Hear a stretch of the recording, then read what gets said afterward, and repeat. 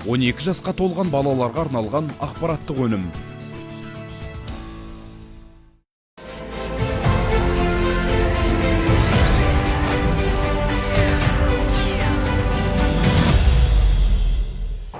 Ассалаумағалейкум, құрметті көрермен. Эфирде Invest Live, оның тізгінінде әдеттегідей Дәурен Доғдырбай. Бұл жолы біз шаһардағы Жамбыл гипс зауытына келгендеше, осынау өндіріс ошағының жұмыс барысымен бірге танысайық.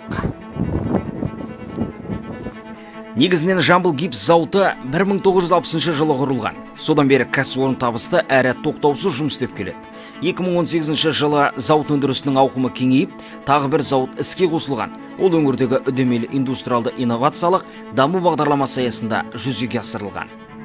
Жамбыл гипс акционерлік қоғамы 1961 жылы ашылған. Содан бері завод жұмыс істеп келатыр. Ол кезде совет өкіметі кезі тек қана бірақ өнім болған, гипсовый камень деп аталады. Ол цементтің құрамды болғанда цемент заводтарға жіберілетін. Қазіргі уақытта 60 жыл өткеннен кейін завод өсе берген, шығаратын өнімдер көбейген, содан линейка продукция өсе берген. Қазіргі күні біраз өнімдер шығарылады заводта. Біздің өзіміздің карьерлеріміз бар. Үлкен Бұрылтау деген карьеріміз бар. Одан гипс шығарамыз. Ол гипсті өзімізге алғаннан кейін цементный заводтарға сатамыз. Өзіміздің карьеріміз тағы мармар шығаратын карьеріміз бар.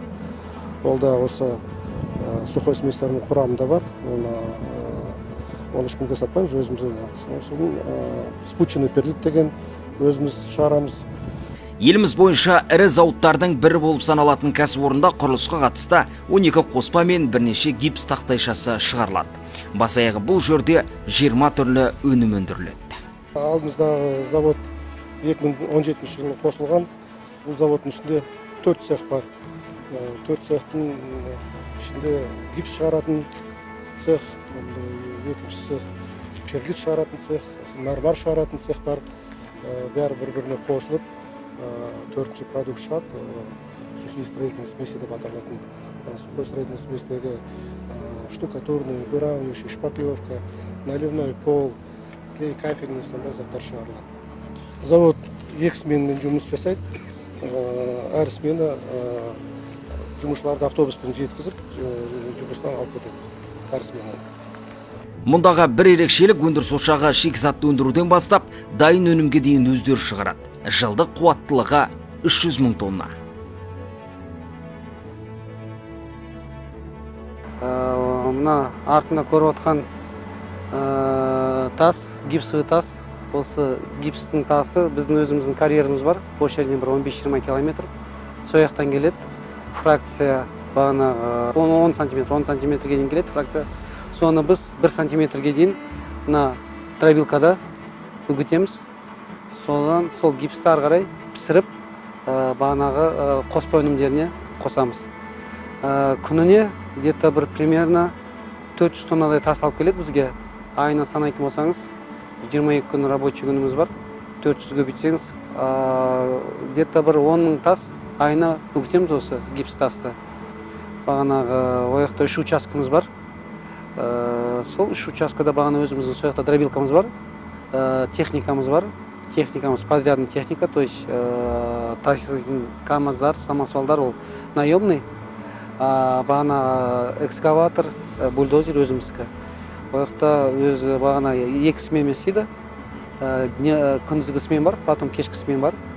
Сөйтіп, ол жерде карьерде тек қана өзімізге емес, вагондарға да жүктейміз. То есть цемент заводтар бізден алады осы гипс тасты. Бүгінде мұнда 170 адам тұрақты түрде еңбек етеді. Орташа жалақы мөлшері 280 мың теңгені құрайды.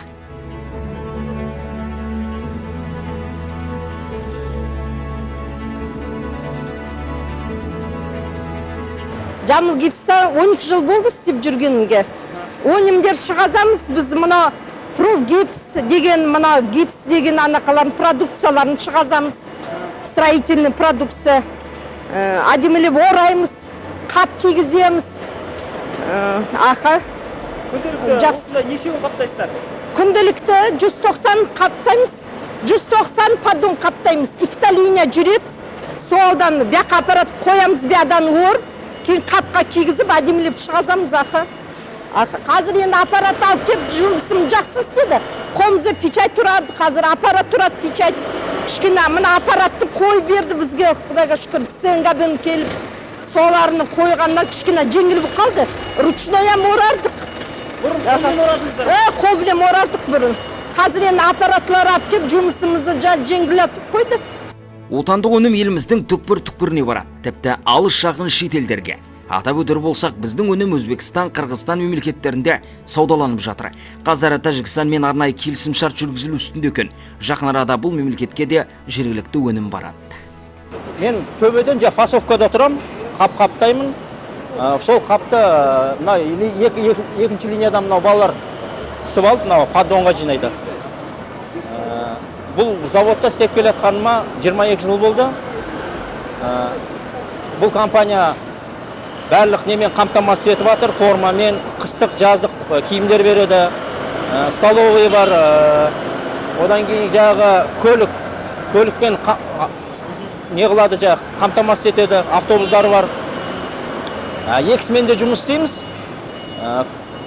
Күнлігіне 225 тонна, суткісіне 450 тонна продукция шығады. 12 түрлі продукция шығады бұл заводта.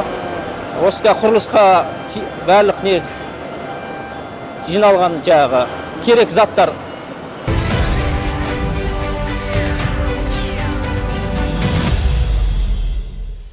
Біз қазір гипсокартонный цехтамыз. Бұл цех 4 түрлі гипсокартон шығарады. 12,5 мм гипсокартон стеновой деп аталады, 9,5 мм потолочный деп аталады. Сосын осы екеуін влагостойкие бар. Осы 4 наименование осы цех шығарады. Енді осы гипсокартонды айына немесе жылына неше тонна шығарасыздар?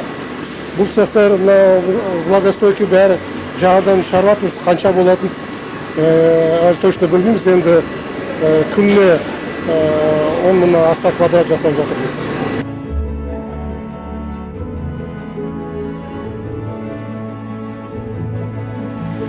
Бұл цехта гипс тақтайшасының 4 түрі шығарылады. Дайын болған өнім арнайы салафанға оралып, қоймаға жөнелтіледі. Айта кетейік, осынау цех 2021 жылы толық модернизациядан өткен.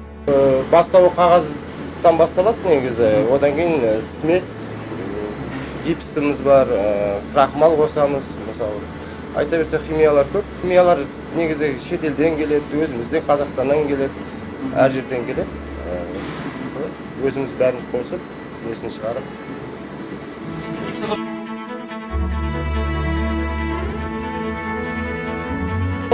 Жұмысым пештен гипсокартон қабылдап, жақсылап, сырой болмасын, отрыв болмасын, чересчур сухой болмасын. Сол температурамен кетіп, сол шығарып алу керек. Біле білсеңіздер, еліміздің ішкі сұранысының айтарлықтай көлемін осы мекеме қанағаттандырып отыр. Нақтыласақ, жалпы өндірілген өнімнің 10% Жамбыл облысында, 35% Шымкентте, 15% Түркістанда, 25% Алматыда, 5% Бас қалада, 5% Батыс Қазақстан облысында, қалған 5% Шығыс Қазақстан облысында сатылуда.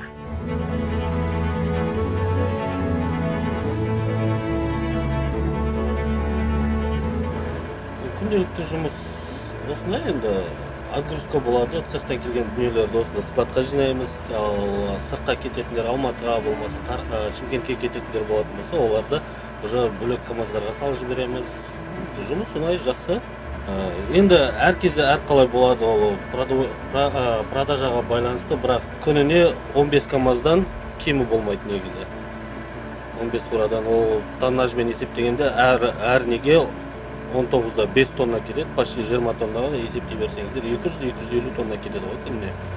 Компания басшылығы бүгінде тағы бір маңызды жобаларды жүзеге асыруды қолға алған. Осылайша жұмыс ауқымы мен жұмыс санын көбейтуді жоспарлап отыр.